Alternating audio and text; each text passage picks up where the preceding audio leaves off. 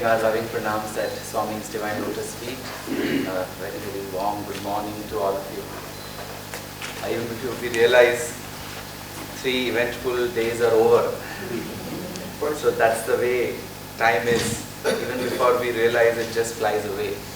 So the greatest responsibility that we have is to optimize on the opportunities that come in our way and make the most of it, so that when we look back with satisfaction, with no regrets, with no sense of feeling of being incomplete or whatever opportunities we got, so that we didn't optimize on them, so that we can move ahead on our journey with even increased rigor and vigor. Today's session, I thought I will share some of my own experiences in detail, because everybody was asking me for my experiences.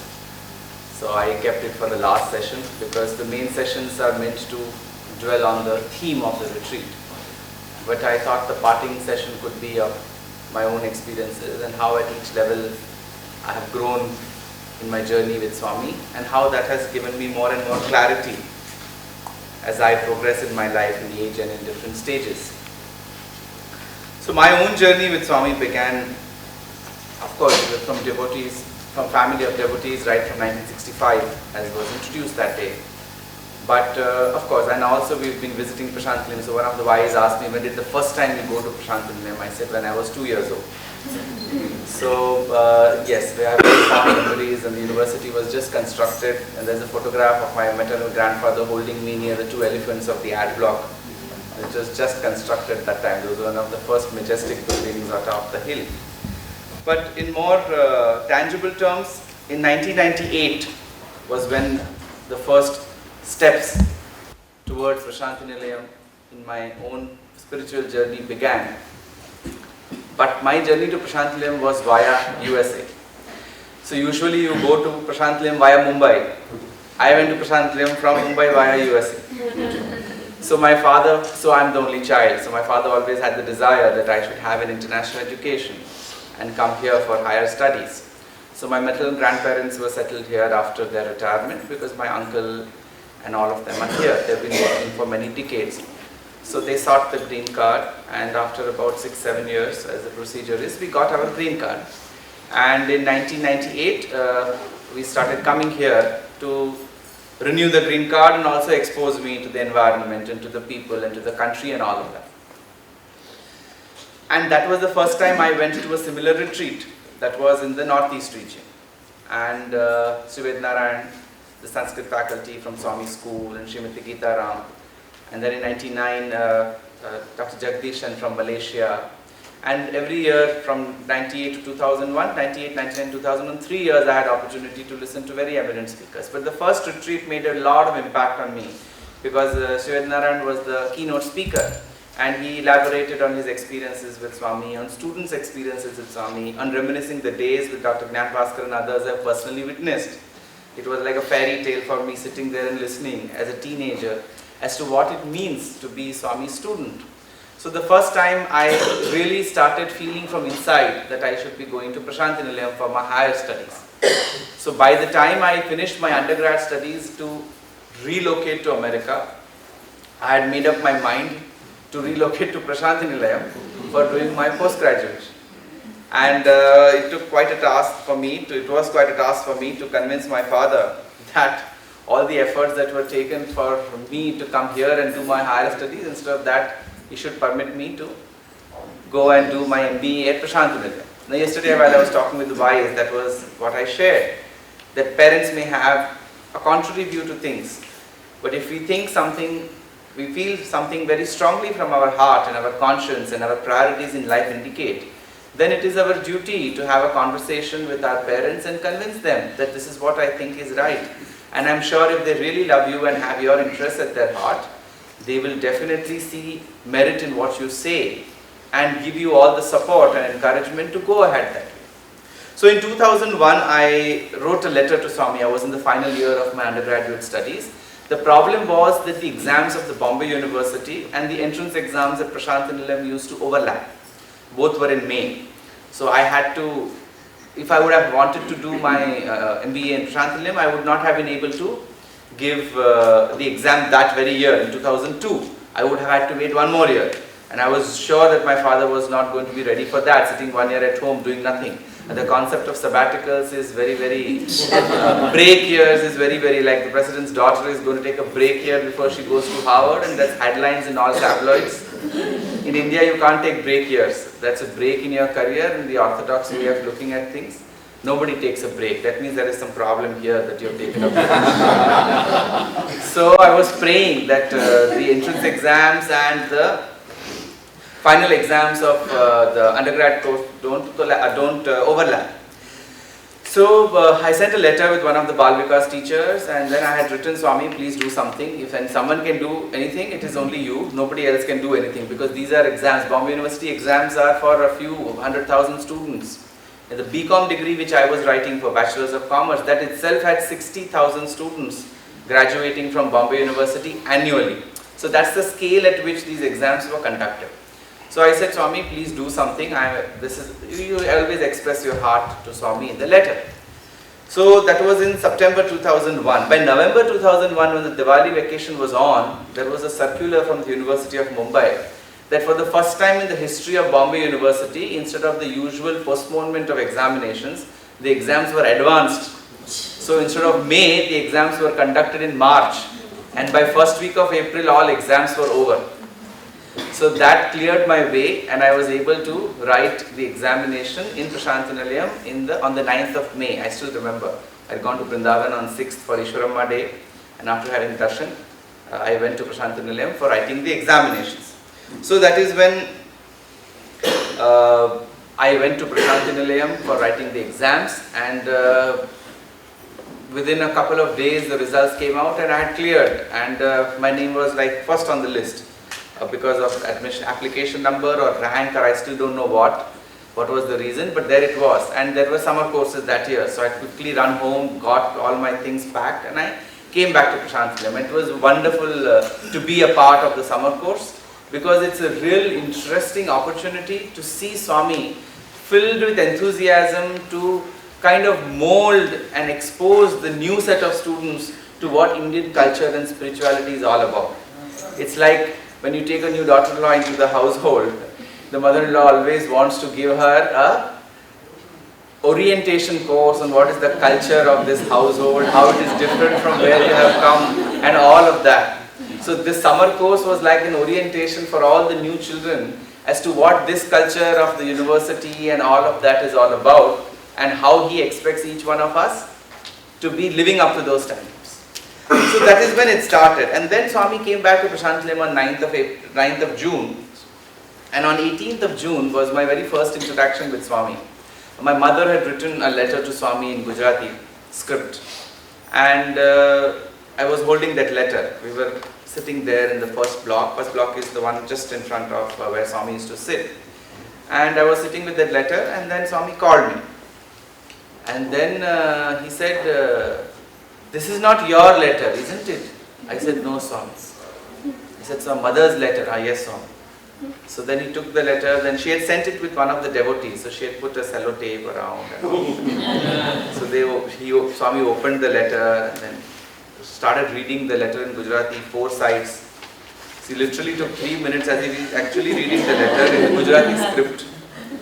And after all that was over, he asked some personal questions about the family. We were going through some family issues. So very pointed questions he asked. And I asked my mother later on, that why did you write about all the family problems in the letter? She said, I didn't write anything about the family problems. I thought that was the outcome of the Gujarati script, but it was not. So that is when I first got a first-hand experience of what it is. I mean, we always feel whether Swami reads our letters or not. So as I said that yesterday, about how Swami read the letter and started calling out my name.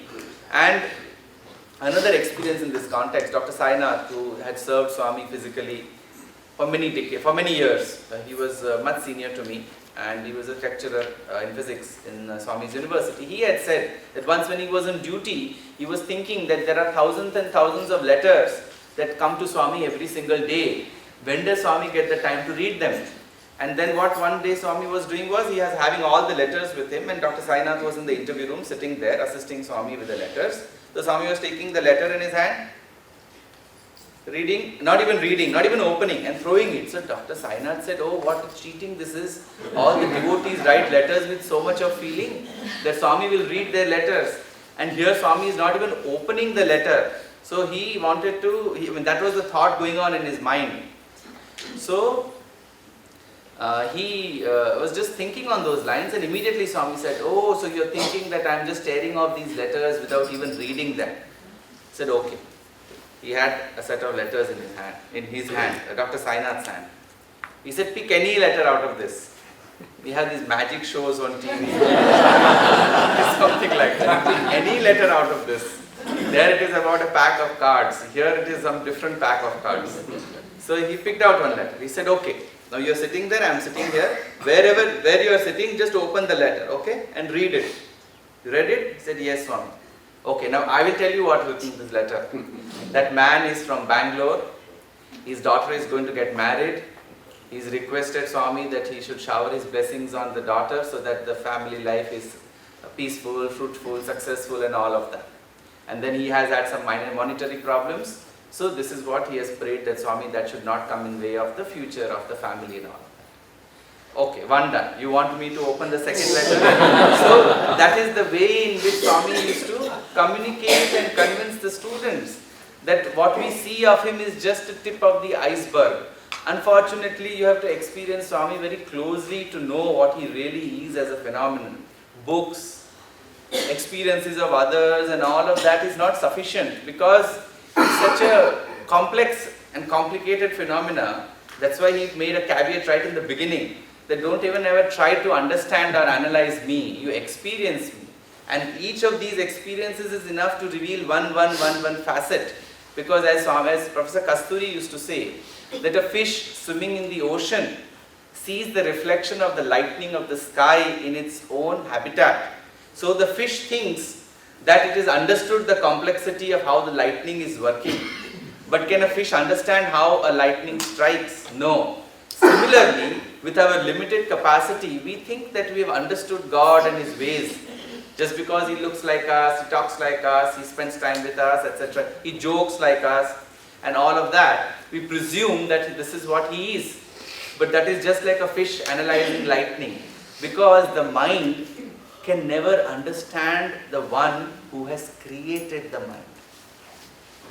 And hence, we have to submit ourselves to the limitations of the mind. Only when we go beyond the mind, that is when we are able to understand divinity. So that's the kind of revelations of whatever you call it, I got for the first time, that yes, Swami knows everything. He can read a Gujarati script and then talk about a problem which was never written there, and then even indicate very clearly, distinctly in 3 sentences that he knows everything. After that, he never talked about the problem. And that problem may still persist. But he indicated from that time that he knows. So we have to accept that certain things are karmic, and so you have to be going through it. And then it went on. Those were wonderful days. To be in Swami's university is like that French poet has said very eloquently, that to have been alive in those days was verily delightful, and to have been young was indeed bliss. So it was like that. To be in Prashanti Nilayam and get up in the morning and get ready to college, and the college used to end at 2:20. So every time our attention was on the clock. From 2 o'clock itself, the teacher who used to teach the last hour used to know, because the boys will start fidgeting, because they are almost like going to run a race. So by 2:20, they will pack their bags and then dash to the hostel.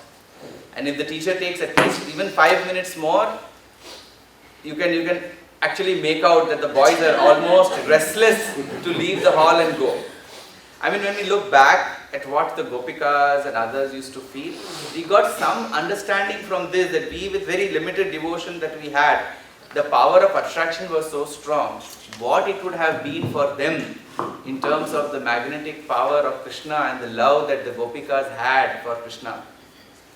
So 2:20, darshan lines used to leave from hostel at 2:40, 2:45. So we used to dash to the hostel. Hardly anybody used to bother to have tea or milk or whatever. We used to just keep our books at the hostel and run back straight outside in 2.5 minutes with our darshan mats to stand first in the line. because the one who is first reaches there first. Of course, there was token system, but twice a week every class got an opportunity. So we used to run and go first there, and then there used to be a walking race from the hostel to the mandir. So the speed of walking increased as the proximity to mandir came through. By the time the mandir gates came, it was like we were possessed by something. We used to throw our chappal like this, one this side, one that side, and then dash to the mandir, and then catch the first row as if we've got a prize, and then go immediately. We used to take 2 mats, go and put mat inside bhajan hall. So the moment Swami gets up from here and goes there, we will all run from here and go and catch the place there. So once what happened, we were all sitting outside, and instead of coming out, Swami went inside the bhajan hall, and there were all mats all over the bhajan hall. Swami saying, empty the railway station. What is this railway station here with all the mats? As if things are, it was all a mess.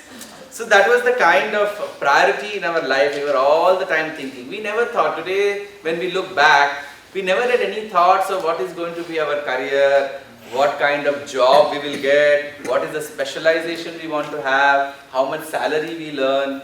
These were never in our minds at all. What was there in our mind is, when will Swami take the next letter? When will Swami talk to me? When will I be getting a smile from Swami? Oh, it is 1 week he has not smiled at me. Oh, it is 1 fortnight he has not taken my letter. And it used to be like, you cannot imagine, it is like a romantic journey. As to every opportunity possible, you want to have that conversation, that smile, that interaction, which kind of reaffirms the love which you have for your beloved. It was exactly like that. But here the beloved was a grandfather's age. So it's a very different story. But you can realize what it was. So I put it the other way around. Now you realize how Krishna's time, the Gopikas who were like, some of them were grandmother's age, used to feel so attracted to an 8-year-old child. Because the divinity is the magnet which pulls us irrespective of what age we belong or what age he belongs to. So that is the kind of clarity we got in our interaction as to what the scriptures talk about, the love between the devotee and God. So in 2003, Kodaikanal, Swami went to Kodaikanal, but before that there is a long story and I will share it briefly. I had not gone home for 1 year, and my grandmother, paternal grandmother, wanted to see me. So, but you don't usually leave just like that, and you always ask Swami and leave. So I waited, and it was like 20th of April, and Swami was, there was no indication of Swami going to Kodaikanal, and you usually give yourself time, so that you give Swami time, so that if at all he plans to go, you get an opportunity. So you keep waiting there till you think that you will get an opportunity or Swami may not go. Then finally I decided that I will go to Bombay for a couple of weeks and come back so that my grandmother is happy that I have come home. So I wrote a letter to Swami and sent it to Trai Vrindavan. And I went and booked ticket also to go to Bombay. 2 days later, that is the 2 days before my journey, the warden calls me and he says, I had informed him, I went to inform him that I'm leaving, I'm going for vacation, I'll come back. He said, why do you want to go home? If Swami goes to Kodaikanal, you will get an opportunity, you may get an opportunity to go, so you should stay back. So I said, okay, so then I will go and cancel my ticket. The next day I was going to go to cancel my ticket. That day the warden sent someone to tell me, no, tell him not to cancel the ticket. If he has already booked the ticket, he should go. That person never found me anywhere. And I didn't find that person anywhere. And I went to the city and cancelled my ticket and came back. That was the day before I was to leave. All these days, no reaction from Swami in darshan. The day after I was supposed to leave, I am sitting in the darshan line and Swami said, "Tum letter likha, Kal Bombay jata hai. Kal means yesterday and tomorrow in Hindi. In this case, it meant yesterday. You wrote a letter earlier that yesterday you are going to Bombay. If you translate it, you will understand in the context. You wrote a letter that yesterday you are going to Bombay. Are you going? I said, no, Swami. He said, are you sure? I said, no, Swami, I am not going. I am here. So he said, okay. If that person would have found me and said that, don't cancel your ticket, I would have gone by that. Because that was my first year. I was not a seasoned batsman like Dr. Kamath, who knew exactly how to deal with Swami with her experience. It comes with experience, and I agree with her that after that I realized whatever, and then there was one more mantra which we always used to say. If Swami says something, you should say yes, whatever you say. Whatever you say. And that makes him happy, because you should not have your own opinion. A sadhaka, a spiritual aspirant, a devotee has no independent opinion. That's the first S of spirituality. You have to surrender to what your master, your guru, your God wants to do. And then I went to Kodaikanal that year with Swami, and that day, first day at the airport when we were there, the warden is telling me, see, I told you. I said, what you told? I didn't tell him, but I was telling to myself, what you told me. In fact, you sent message that you can go. Swami indicated that I should not go. So what I am saying is, this journey at Prashant Nilayam, at Vrindavan and all of these places was very, very insightful. You have to observe every single opportunity, the way Swami works, the way he gives messages, and the way he molds you. You are going there as a clay, and the objective is to get converted into a strong pot, which eventually is ready to hold water, that can then be beneficial to wayfarers who are thirsty, who need that at that point in time, and you have the capacity to hold it and share with them. In our case, it was holding Swami's message, his experiences, his divinity, and whatever opportunity that comes our way, we should be willing to share it. And for that, we should be ready. So this was October 2003. I was due for renewal of my green card. So again, the things started, and I should be ready, go for green card, this, that, and the other. And then I said, no, I will do what Swami wants me to do. So, the 2003, I was sitting I was with Swami in the Purnachandra auditorium, along with a few other students. On the eve of Vice Chancellor's conference, we were all sitting there, and we were going to be giving a kind of a dress rehearsal before the final program. So I had written a letter to Swami. Swami, my green card is due for renewal. If you give permission, I will go. Parents are interested that I go and renew it. So he read the letter, and then the moment he read the letter, he looked at the word America, and then he started smiling. And then he looked at me and said, go America, go America, go America. At least 6 to 8 times he would have said. I said, no Swami, I don't want to go. Parents want me to go, and that was actually the case. So he said, no, go. Then he said, what is mother saying? Mother kya bolta hai? He always used to ask me, mother kya bolta hai? I said, mother is saying that what better opportunity to be with Swami. Very good. But go America, go America. Then we were having snacks. The snacks were idli and chutney. And halfway through eating, and I was just sitting there. If Swami is here, I'm sitting right at his feet. And halfway through the idli chutney, he's looking at me, smiling, and he said, America jayega to chutney nahi milega. And I was thinking, oh, so you are nicely bullying me just because I publicly asked you. Now in front of all of these people, you keep saying America, America, and in hostel, you know what will happen. Because everybody will use an opportunity to bully you if Swami is taken up some point. So, I was just looking down and smiling. And he didn't say anything at the end. I said, Swami, finally what I should do. He said, I will tell. And then he went. When I was coming out, one of our research scholars met me and he said, what was Swami saying? Idli, chutney. And I explained to him the whole thing. I said, Swami said, if you go to America, you won't get chutney. So he said, last year, we were in Swami's interview room, few of us research scholars, and Swami had given us idli and chutney for snacks. So halfway through the snacks, Swami asked, what is idli, what is chutney? Swami's most favorite habit is trying to convert daily life into spirituality, spiritual lessons. So he said, what is idli, what is chutney?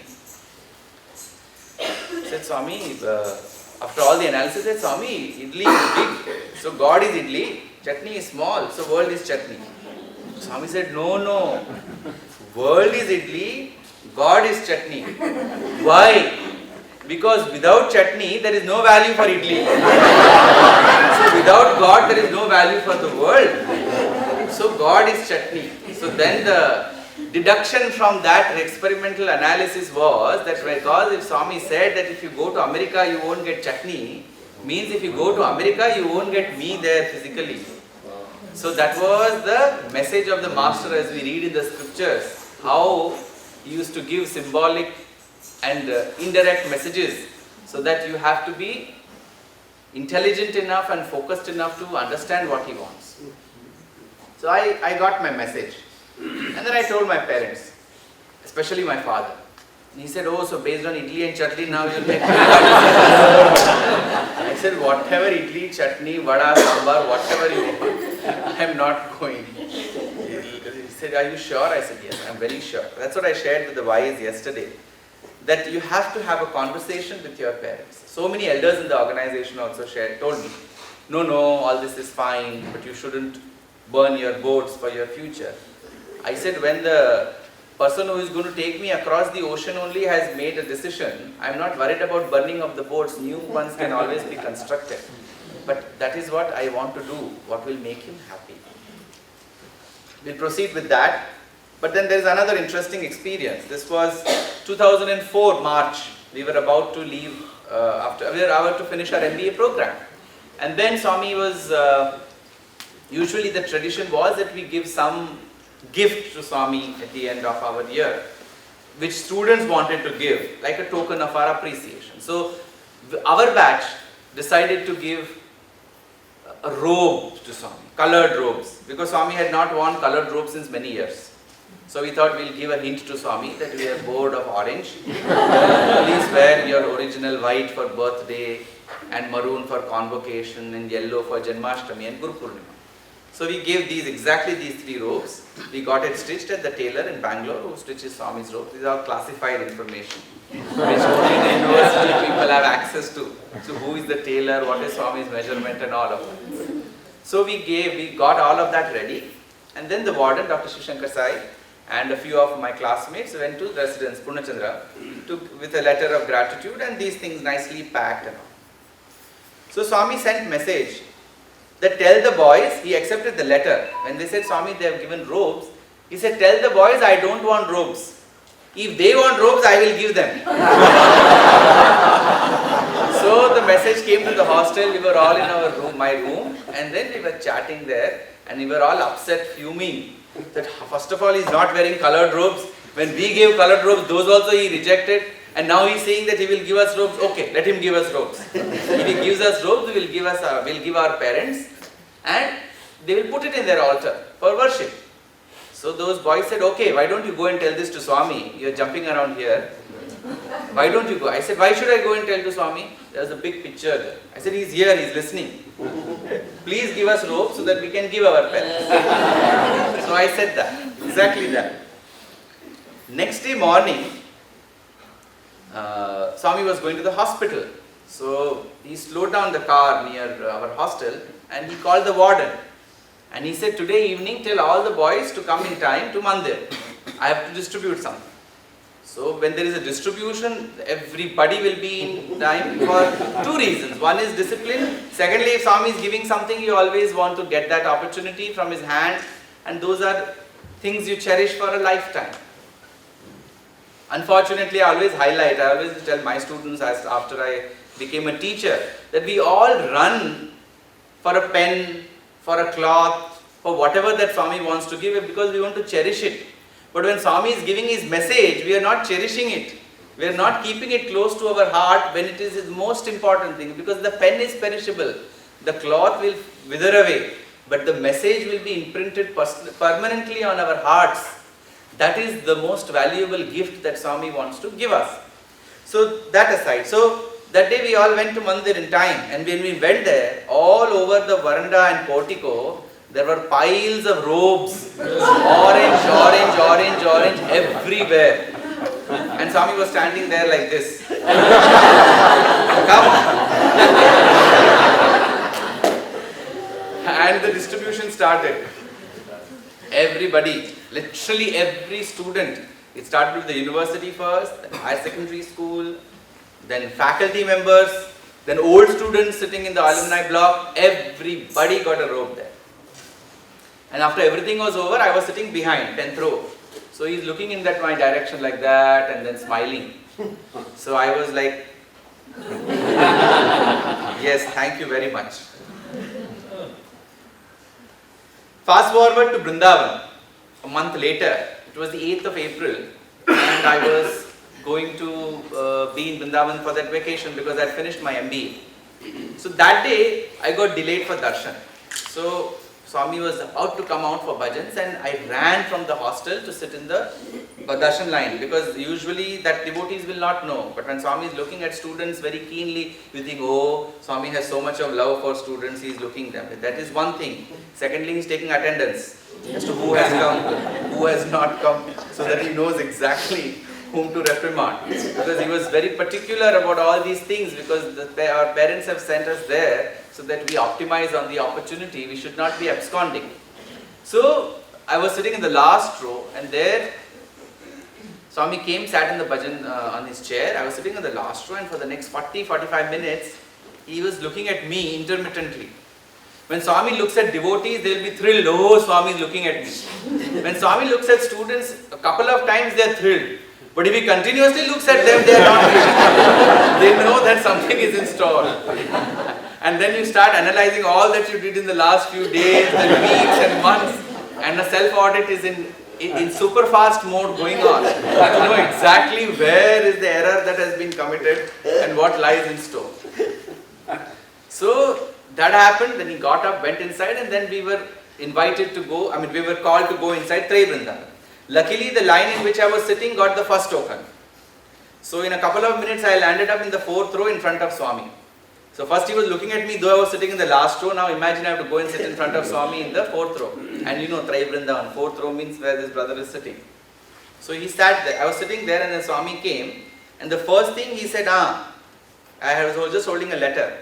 So he said, give. So he took the letter and then started reading. My birthday was there a week earlier. This was the 8th of April. On 2nd of April was my birthday. So I was written there, Swami, today is my birthday. He said, today is your birthday? I said, no, Swami. I showed him the date. I said, Swami, that day was my birthday. I written this letter that day to you. But I thought because I'm here, I'll get an opportunity to give you. So I'm giving it to you. Okay. Then he materialized Vibhuti and gave me. And then he said, birthday hai to mother ne kya diya? I said, Swami, blessings diya. वो बॉम्बे में है तुम इधर है blessings कैसे दिया? I said, phone पे दिया Swami. Oh, phone पे दिया. And for those who don't understand, what did mommy give you as a gift? I said, Swami, she gave me her blessings. She said, she is in Bombay, you are here, how will the blessings travel from there? I said, no, Swami, I spoke to her on the phone. Oh, okay, very good. Then he said, today is your birthday, why don't you share your thoughts with your friends? It's a very unusual way of saying. Usually Swami will not call your classmates friends, he'll always say brothers. But that day he used that word. So I said, wow, very good, wonderful opportunity. So I started speaking. Earlier when this whole robe thing had happened, my friends and my roommates had said, wow, this is a wonderful experience. Anyway, Swami calls you to give speeches often. Next time when you get a chance to give speech, you talk about this experience. So I said, that was in my mind and that was the first opportunity after that. So I spoke about Swami's love and all of that, and then I said that this is how he responds to your prayers. After everything was over, I took namaskar and then Swami said, I knew this boy is going to talk about robes. So even before coming down, I have made all the arrangements to give robes to Vrindavan boys today.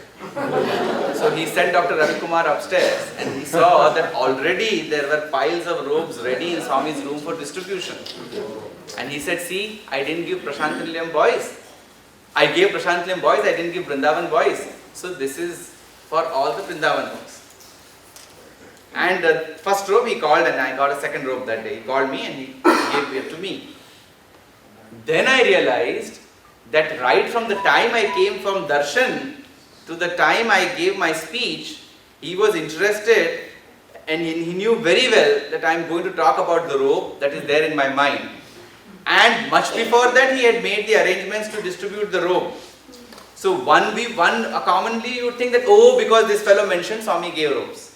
The other thing is, he anyway wanted to give robes. He had decided that. He created this entire opportunity that I come late, I come in the first line, I sit there, I give letter, it is my birthday, I have to give a talk, I talk about the robe, and then he gives you the credit. He has already planned what he wants to, and so many people came and said, oh, because you gave a speech, because behind people didn't hear what Swami said.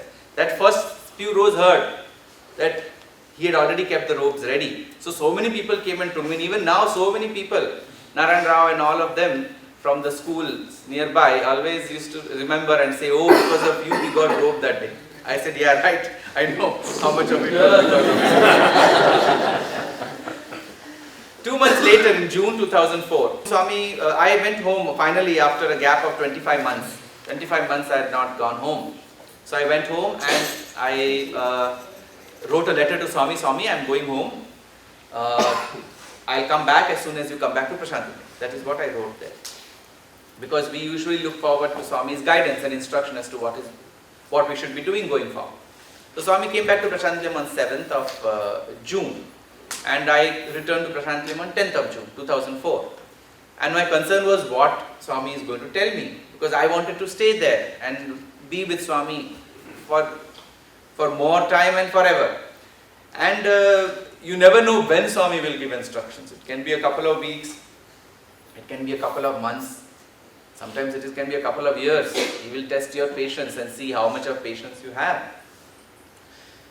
So I was sitting there on the 10th of June thinking what will happen and all of that. And after morning darshan, Swami was walking behind talking to boys, and I was sitting just on the lower portico near the button hall door. And he came to me and he said, what are you doing? Now I'll speak directly in English so I don't have to translate. What are you doing? So I said, Swami, MBA is over. Oh, MBA is over. Do PhD. Instantly, do PhD. 6 times he said, PhD karo, do PhD, do PhD. Then he looked around as if he's making a declaration. PhD karo. Then he called Mr. Chakravarti and he said, this boy should do PhD. I said, yes, Swami, he's topper in his class and all of that. Then he said, all of that is over. Then he called me close to him, and then he said, and that was the time when Swami was pretending that he's forgetting things. He was in Puttaparthi and he used to say, I'm going to go to Puttaparthi and all of that. So people thought that, oh, now Swami has started aging.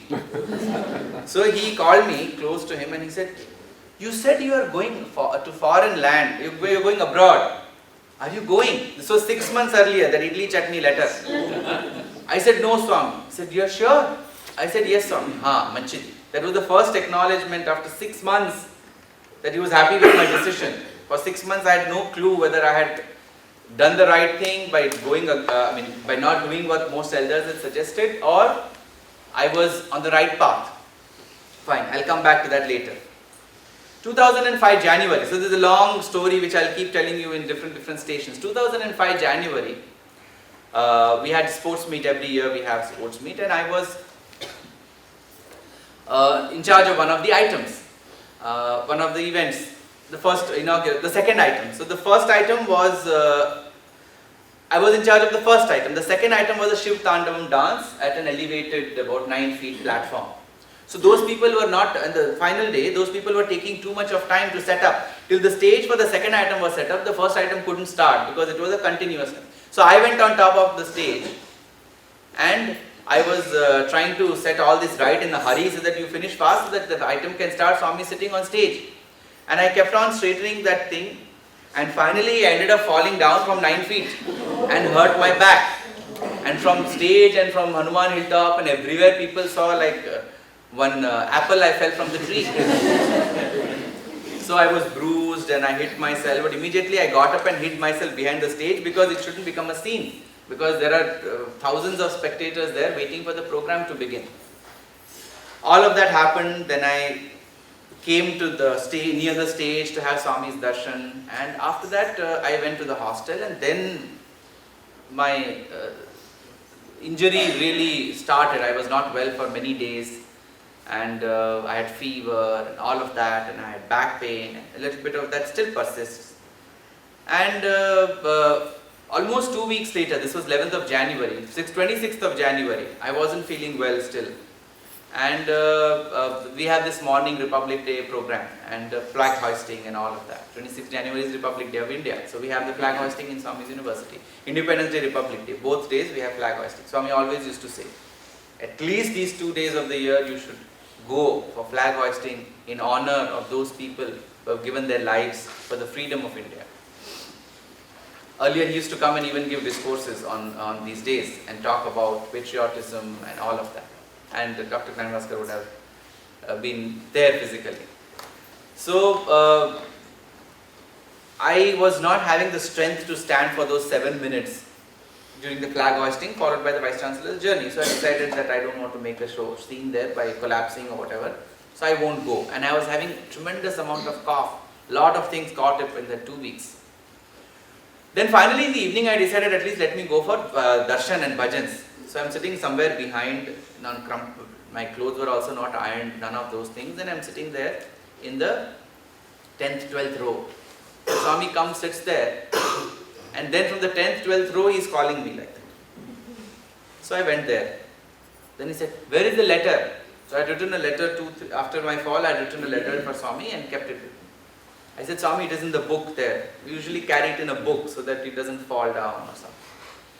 Then he said, and one more thing, our perspiration should not get onto the letter.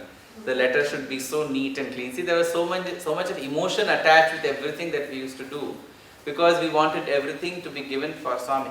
So he said, I know, go get the letter. So I gave him I got the letter, gave it to him, and then he read the letter, and then he said, "Ha, baat karo, give a speech." All of a sudden, I can't stand. Give a speech. I said, yes, Swami.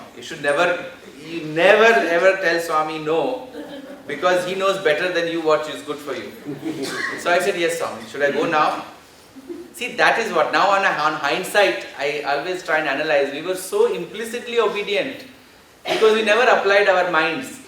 Today, in situations, we tend to apply our minds, but in those years, we absolutely did what Swami wanted, and on hindsight we feel that is the way to life. So I said, should I go now? He said, no, not now, I will call you. And then I sat down there and he called a couple of other students to give a talk, and I was coughing and coughing and coughing for that 45 minutes. And then he kept on looking at me intermittently. Then then it was 4:45, 5 o'clock bhajan start. So I thought, okay, chalo, no problem. I won't get chance to speak, but I'm in no position to speak. Finally at 4:50, he called me. He said, "Ha, lamba baat karo, speak for a long time. Shirdi, Parthi, everything you talk. Four incarnation stories." I said, yes.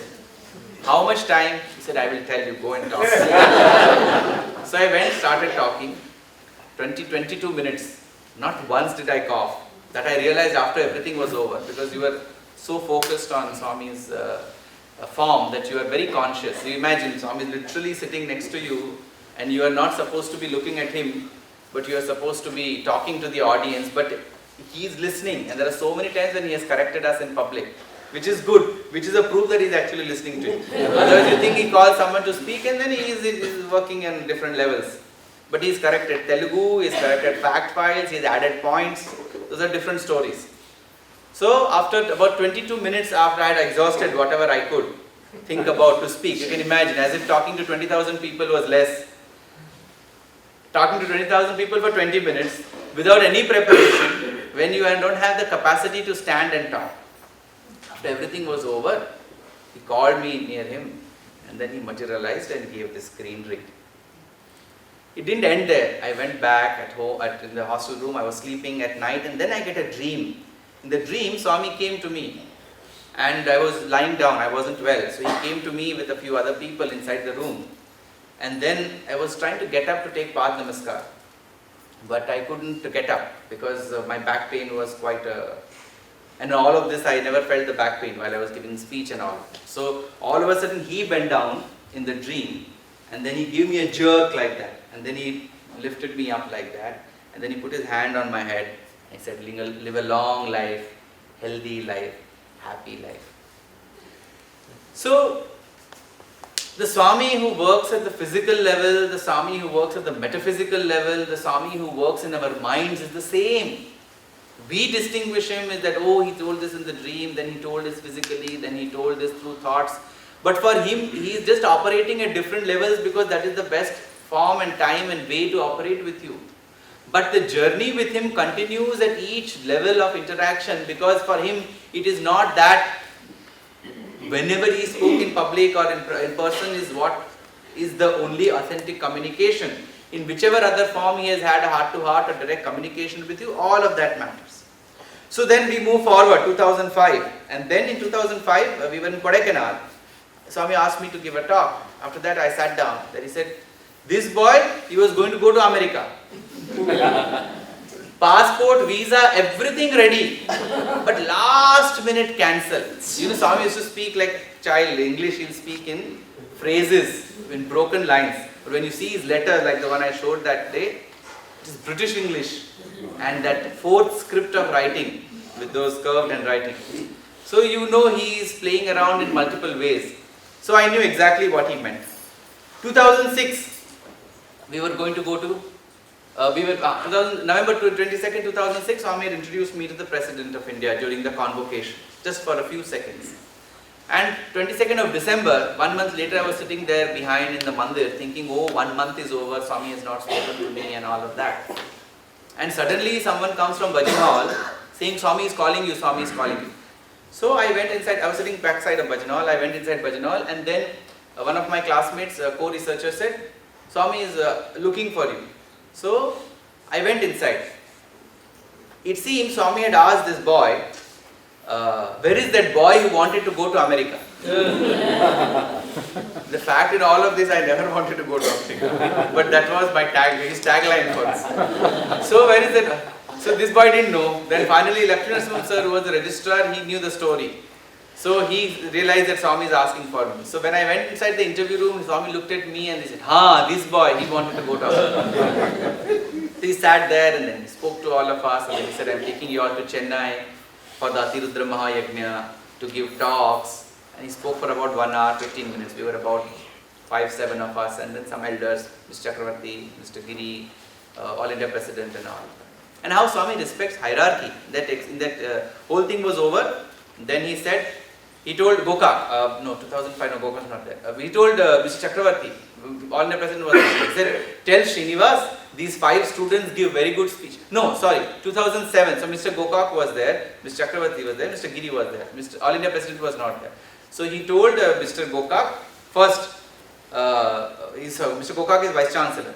Is it okay if I take these boys to Chennai? If they miss college for 13 days, 2 weeks? He said, Swami, what better opportunity than going with you? That is the best education.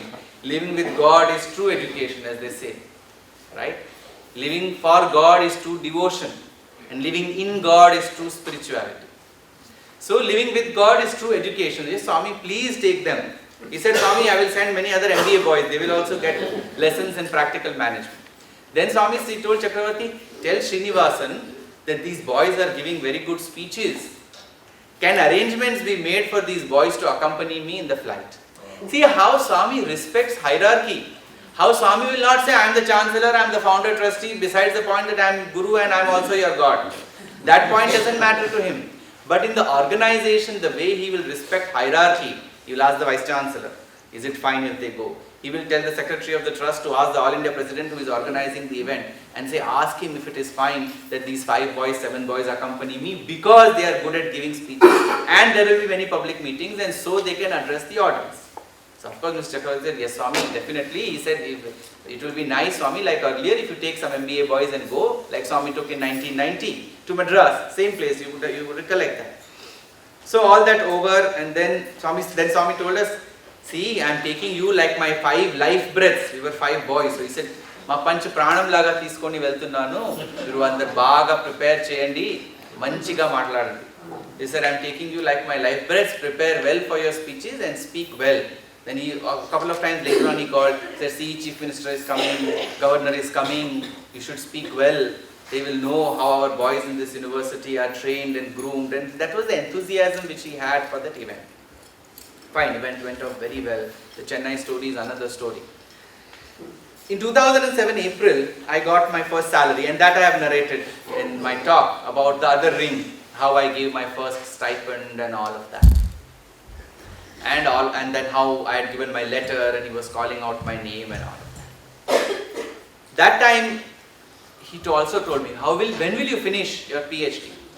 I said, Swami, 3 years, I'll finish. He had asked me how much stipend you are getting. I said, this much stipend. When will you finish? 3 years.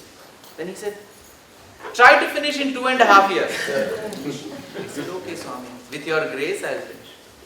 I am not saying to save stipend for the university. See that? Usually we'll think, see, Swami, it is different, but if usually someone says finish fast, if you finish fast, you don't have to give stipend. If you don't give stipend, you say it immediately. I am not saying to save stipend for the university. It is good for you. I said, yes, with your grace. He said, tappaga. Definitely. My grace is there. 2007 May, we were in Kodaikanal.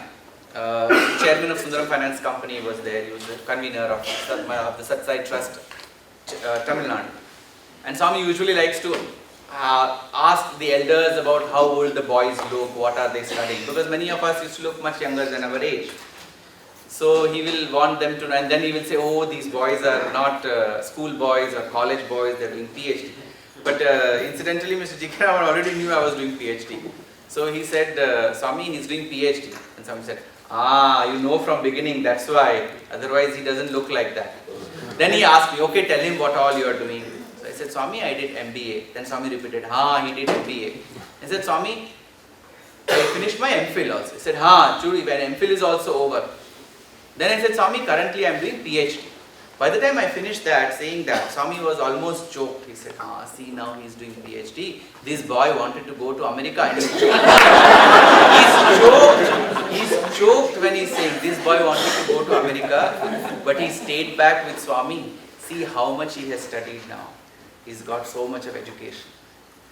One simple act of giving up something so worldly to make your God happy can bring in so much amount of returns, and this was just an expression. I don't know what all grace I would have earned, and I don't want to know, because that is his will and decision.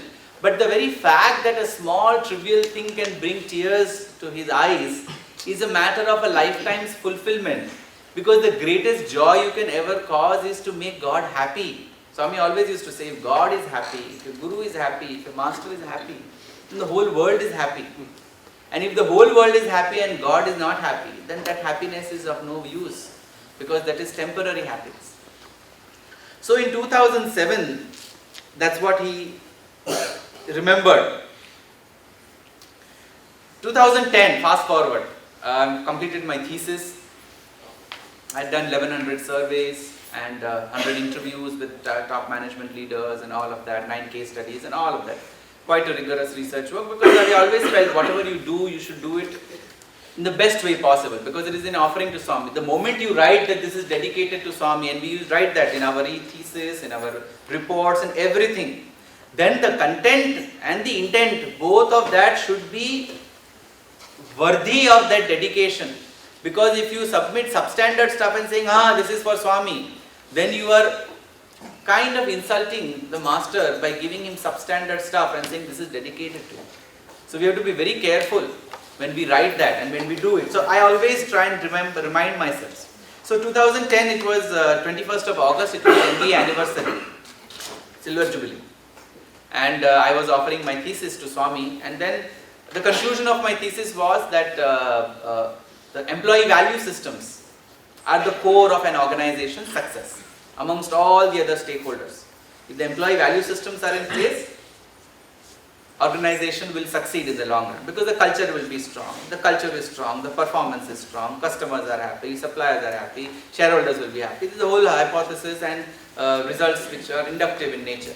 So all of that, I told Swami, if employee value systems are, that these are my core findings. So I said, Swami, you have also said the same thing in man management. Then Swami looked at me and said, yeah, I told that 20 years back. What is the new thing you have found out? So what does that mean? It was a new thing I found out in an empirical way. But what is important here is, what Swami has said for science, for management, for psychology and for so many fields, without any empirical evidence, just by a message or by his observation. Decades later today, those things are becoming empirically proven by scientists. The God particle to the Higgs boson experiment today is being used by scientists, the word God particle, because they have no other substitute to use. So scientists have accepted that there is some particle which played a catalytic role in the formation of this universe, and that they call God particle. Our master has been saying not God particle, the whole creation is God. But the fact of the matter is that he is talking at a very different level, and at a level much ahead of what scientific research, empirical research has already reached. It is one thing to wait for scientific research to validate Swami's teachings, more physical teachings, material teachings. It is another to believe in them and start using them to your advantage, and wait for some day when the scientific community will give importance to it and find out the same. Like yesterday I talked about the 5 points of ceiling on desires. Today the whole world is going gaga over water, over food security, over water crisis, over energy crisis. Money crisis is perennial, and time crisis has also become mainstream. So these things 40 years ago, when nobody was thinking about it, Swami already put that before us.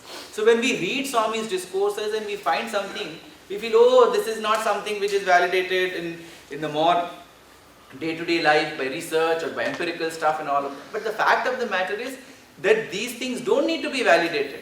When he has said, we know it will happen. That is not blind faith. That is the conviction that he knows what he is talking, and he is talking keeping the welfare of mankind in mind. We have to reach to that level so that we understand.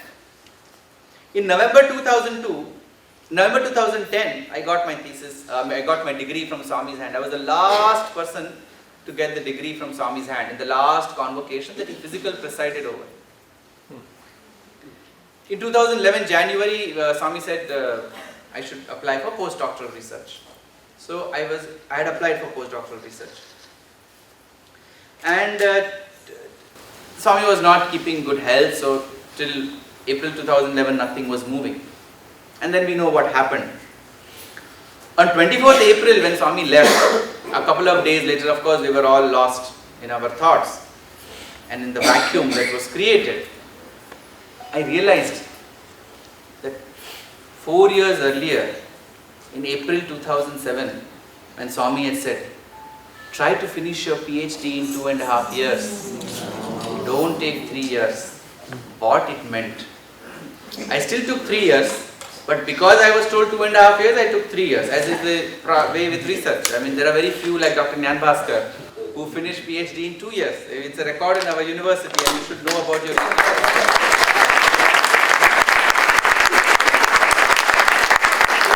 thesis in 2 years, but it is not permitted to submit till 3 years are over. So he was sitting with his thesis for 1 year. When the 3rd year was over, he went and submitted.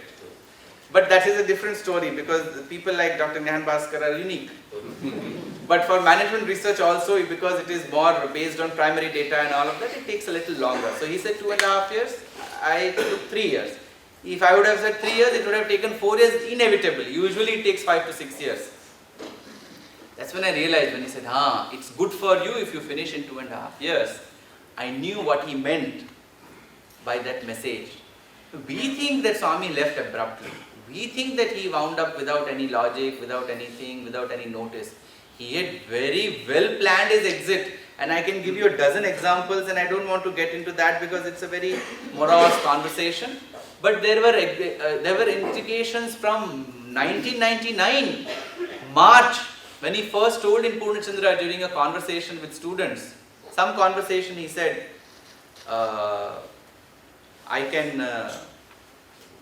what was the exact word, I'm not able to remember, but to the context that I can leave anytime I want. It's there on the blog. By the way, I forgot to mention, and I think I should talk about it just few seconds. We have this wonderful blog by this hostel from the students, which is called Satyasai with Students. It is a compilation of experiences of students, discourses of Swami, conversations of Swami with students, historical facts about Swami and different things relating to his life, management lessons, and songs, stotrams and all of that. About 1005 posts are already online. And in the last 3.5 years, over 1.5 million people have visited the blog. So it's extremely useful, and I would encourage all of you to register. There is an option on the home page to enter your email address. You get a link. When you click on that link, you will start getting weekly updates. We are also on Facebook, where we upload a thought for the day and one article every day, so that on the social media, people, instead of wasting their time in gossip, they use their time fruitfully, because unfortunately that's what happens. But social media, like surgery, knife and everything, is a double-edged sword. You can use it for your positive purposes or otherwise. So there we have captured this, so you can read it up there. But he indicated that I can go before 96 if I want, and I can stay beyond that. It is my will. He said, no Swami, please Swami. And when Swami doesn't want to answer anything, he will say, Shanti, Shanti, Shanti. He will say like that, which means that you don't need to go ahead on that conversation. So like that, and then so many things. Okay, one or two things I'll mention. Once in 2002, that Swami's statue was going to be placed in the mandir. So it was in Purnachandra for a few days.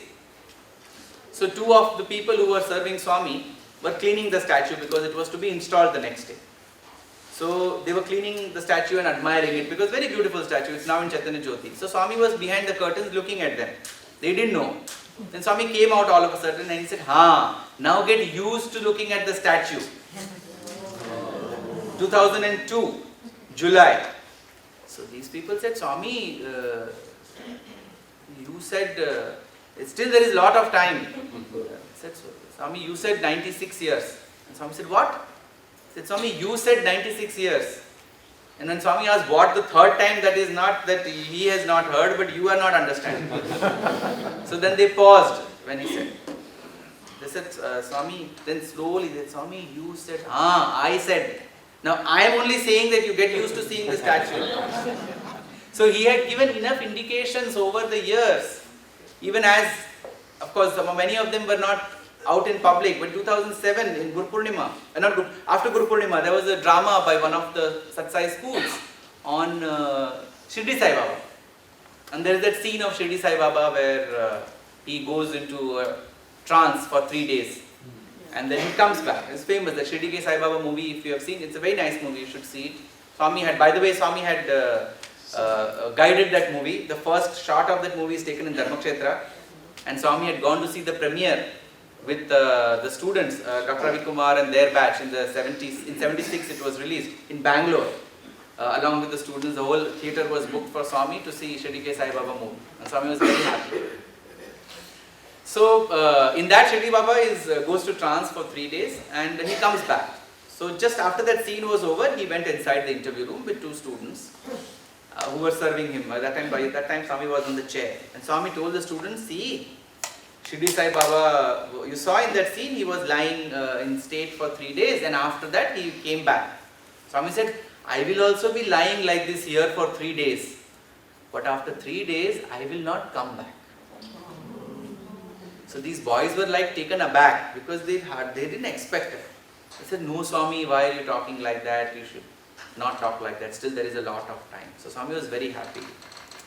Obviously, because the students are encouraging Swami that don't talk about your end. But what is important is that he said, very happy. But he didn't say no, yes, whatever. But so there are enough indications. In 2010, he revamped the trust. So many things he did which he had not done for so many years. He merged the medical trust into the central trust. So there are so many administrative decisions. There are so many of these decisions. When Sai Gita passed away, he came to the college and gave a discourse. And that is now on YouTube. And Swami said, Sai Gita told me.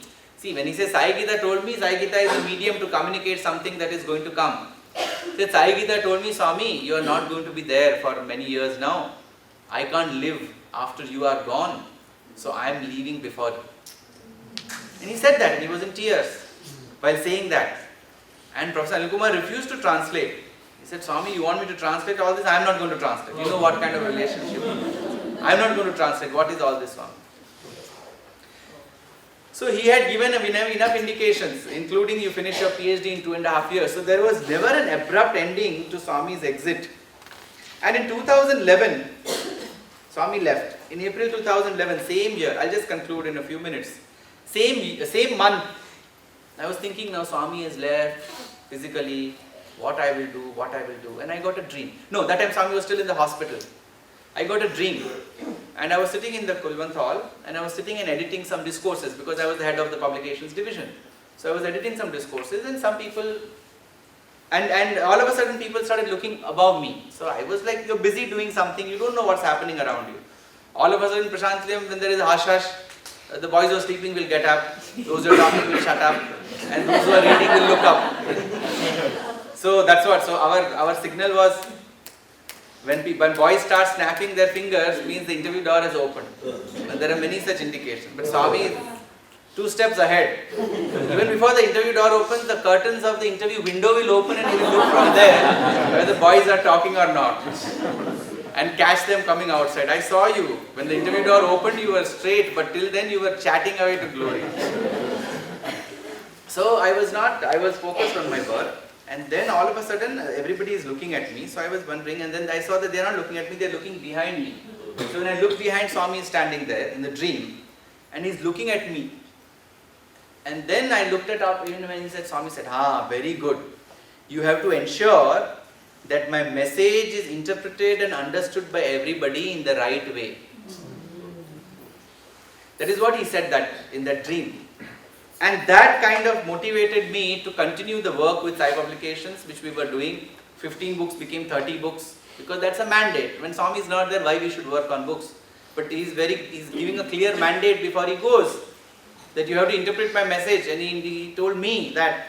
So I felt that is my duty and responsibility to go ahead with that. And then in January 2013, I've already narrated that incident of the table of contents. I started my talk with that. So then the interaction started at a different level, coming in dreams at important points in time and communicating what he wants. In May 2013, I came to USA for participating in a conference at Harvard, and then I interacted with a lot of professors at Harvard, at MIT, at the University of Virginia, at the Stern School of Business, in New York University, and all of that, just to discuss research and what I am doing and what are the latest trends, and I interviewed some of them so that I can use their insights. In 2013, I was told by the university administration that why don't you join as a faculty? You have finished 2 years of postdoc. I think you should join as faculty. I said, see, I haven't got any guidance from Swami. All this while, at every level, Swami has guided me, and the last instruction was to do postdoc. I will not join till I get some guidance from him. They said, okay, fair enough. We'll wait for you to take a decision and Swami to guide you. 1st of September 2013, I get a dream of Swami. Early morning, I am with Swami in the interview room. And in the interview room, I'm asking Swami, what do you want me to do? After I finish my postdoc, the elders are asking. So then Swami said, I don't judge people by the number of years they stay here. I judge people by the commitment they show when they are here. Then he paused. Then he said, in my opinion, now Deshamulo, in your stay here, you have shown 100% commitment. So I am very happy. Then a few other personal observations, and he indicated that after my postdoc, I should move out. So I got my guidance as to what Swami wanted me to do. But it doesn't end there. In November 2013, my book got published by Springer on corporate social responsibility, which I was working on parallelly along with my postdoc. And the original manuscript was blessed by Swami many years earlier. Then we worked and revised and all of that. And just around that time, the government of India passed an New Companies Act where corporate social responsibility became mandatory. So it attracted the attention of the whole world because it was the first country in the world to make spending money for social welfare mandatory by every corporation above a particular profit mark. 2% of their profits they have to spend. 2% of profits meant $4 billion annually. So that was a huge amount of money going to come into the field. And I had written a whole book on that. So all of a sudden that field got a lot of importance. I had sent my book to US to get feedback, as we do as researchers. So the professors here, one of the professors at Harvard, he liked the book a lot. Around the same time, in February, they were planning the first workshop for CSR in Bombay, Harvard and World Bank and all of them. So he said that your book is wonderful. Would you like to come at the workshop and be a resource faculty for the program? I said, sure, I'll take the university's permission and come. They wanted me to prepare some background papers, and I prepared all of that and I came. Then they said, we are interested in making CSR, research on CSR in India mainstream. Would you be interested in coming for postdoctoral research? So I had got my indication from Swami. So I said, yes, after I finish my thing in April, I would be interested. So I finished my thing, and then they sent the letter, and yes. So one more thing. So that 2014 Harvard conference was actually delayed by 2 years. So it was like the whole thing was in place. If that conference would not have been there, they would not have invited me. If they would not have invited me, there would not have been any contact. If there would not have been any contact, this wouldn't have happened. So for the first time in 40 years, a letter from Harvard University comes in the name of Swami's University, in my name and the university name, that we invite you to come to Harvard for doing research. And when you look back, you realize that all of this is like a jigsaw puzzle. It doesn't end just by giving instruction that you move out after postdoc. Because you have always depended on him, he will continue to create the path for you to going forward. He will take you from his university to one of the world's best universities so that you can continue the rigor with which you have done research. And you will continue to contribute to the field the way he would want you to going forward. But your whole focus and your dependence is on him and on him doing whatever is good for you. And he will do that. On 29th of April, I left the university officially. And I went home, and then I was analyzing that I was not getting the ticket for 30th of April. So I was thinking there must be some reason why I left on an odd day. I wasn't getting ticket. It was vacation time. There was no reason for me not getting a ticket. So I said in English dates I don't find any connection. I went to the Panchangam and I started analyzing the day I joined Swami's University, 13th May 2002 and 29th April 2014. Then I realized that I had completed exactly 12 years in Swami's University. I had joined on Vaishak Shukla Padhyami, the first day of the month of Vaishak, and I had finished on the Amavasya day of the Chaitra Masam. So exactly 12 years I spent time in Swami. Why am I saying that? Each one of us have a time-bound limit in which we spend time in Swami's physical proximity, affiliation with his university.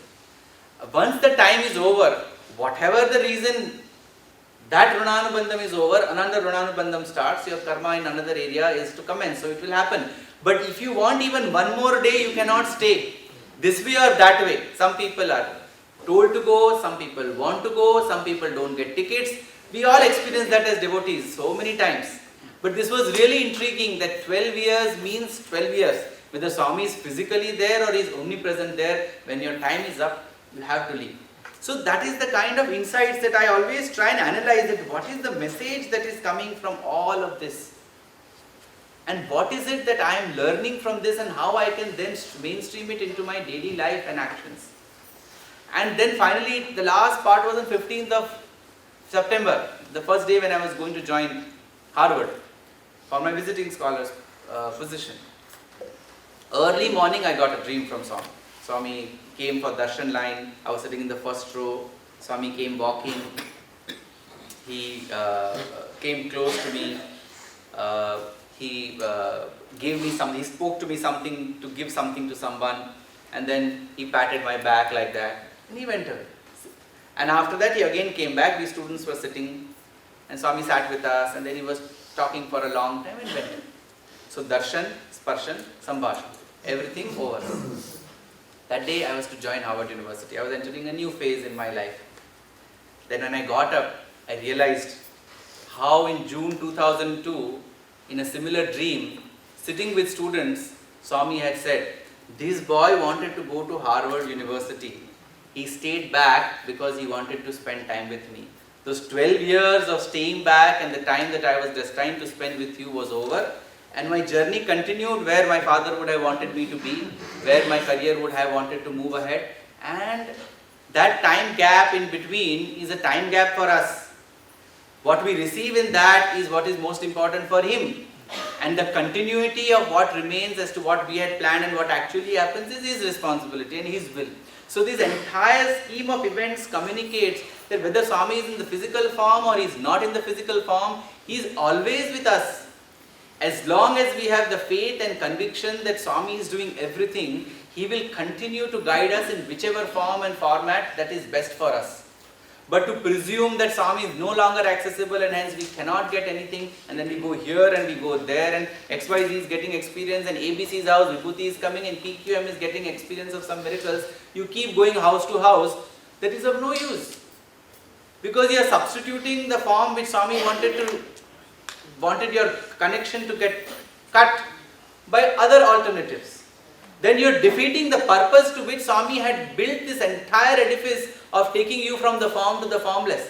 In the last few years, he had said, in 2009, he had said in the discourse around Shivratri time, that Rama came, he left, Krishna came, he left, this body also will go, but the principle of divinity is permanent. These are the messages Swami has given, so hold on to the principle of divinity, and that divinity is also in you. So he has made so much of effort for us to remove the crutches of the physical form as he would want, because in spirituality, till you hold on to something, you need that as a means to an end. Even idol worship. The idol worship is a means to that end. The idol is symbolic of something. So people are against idol worship, right?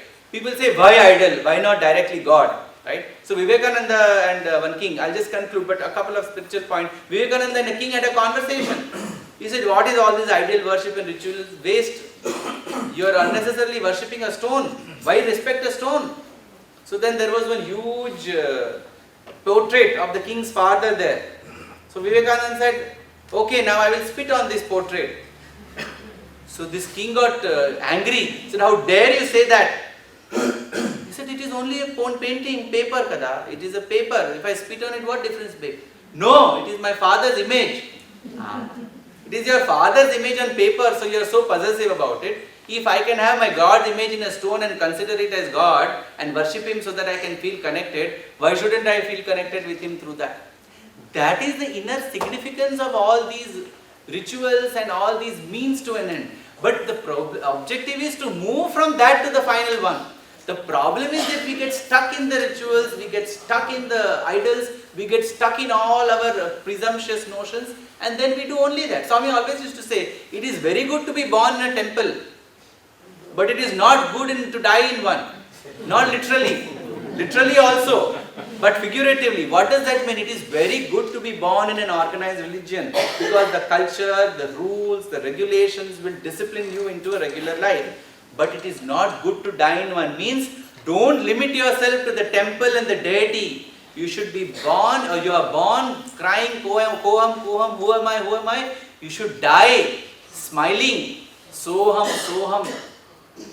When you realize that you are not the body, you are God. That's why Kabir had said that when you are born, the whole world smiles, but you are crying. But work all through your life in such a way that when you are dying, you are smiling and the whole world around you is crying. That such a great soul who did so much for society, who was such an embodiment of devotion, perfection, love, compassion, whatever, is now leaving, and we will miss him. I think that is the journey which Swami wants each one of us to undertake, and he is with us in this journey. He is not separate from us. He is with us. As long as we are convinced that he is with us, he is with us. As long as we have doubts, he will increase those doubts by creating situations where we are still uncertain about things. To doubt about Swami's presence is doubt your own. Like one person asked Swami, I don't feel your presence in America. So Swami said, do you feel your own presence in America? When you feel your own presence in America, I am automatically there because I am inside you. First feel your own self there, then you will feel me. So the moral of the story is that if we are convinced that He is with us all the time, He is with us all.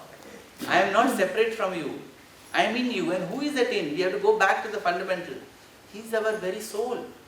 What Krishna has said, Mamaivam Sho Jiva Loke Jiva Bhuta Sanatana. And our journey starts from ourselves to ourselves. So I think it's high time now that we start that journey.